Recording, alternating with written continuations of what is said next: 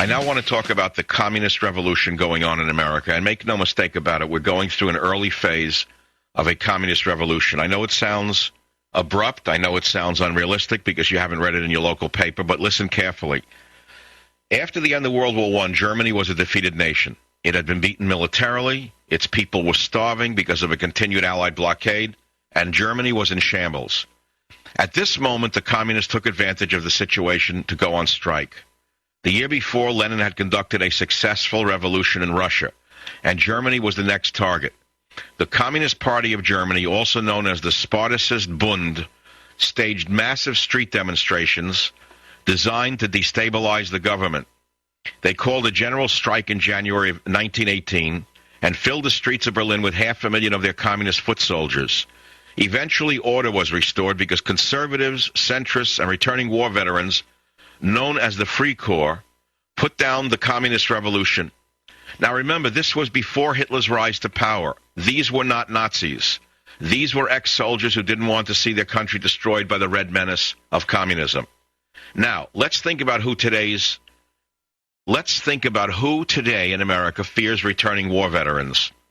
I seem to remember that returning war veterans were on the list of those to be watched as potential right-wing extremists by none other than Janet Napolitano, who heads up the Homeland Security Department. But who else was put on this list to be watched? Anti-abortion activists, people opposed to same-sex marriage, militia members, gun control opponents, people concerned about the loss of manufacturing jobs, those opposed to illegal immigration.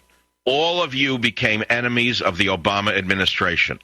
Let's go back to Germany, World War I. The communist revolution in Germany, where there were communist street thugs beating people up, only came to an end when the right wing stood up and fought back. Much later, a leader of the extreme right wing then appeared, and his name, Adolf Hitler. Unfortunately for the world, he was not a real conservative. He was a Nazi, he was a racist, he was a murderer. Let's be very clear. The conservative movement is not the Nazi movement. The conservative movement is not run by Adolf Hitler. But we need the conservative movement, and we need a conservative leader. We must not let the communist left, Boxer, Reed, Feinstein, Obama, Napolitano, determine what is conservative and what is patriotic. They are absolute textbook Marxists. They meet every definition of such. We now see a communist revolution occurring in the United States of America.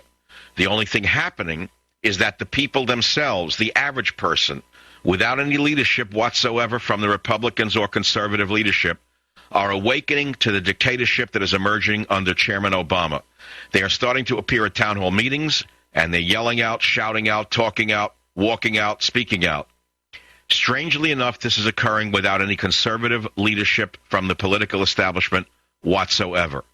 To counter this, though, the communists under Obama are now bringing out union thugs to beat up average American citizens. I've just given you a thumbnail sketch of the communist revolution that almost occurred in Germany and the communist revolution that is occurring in America. This is the savage nation.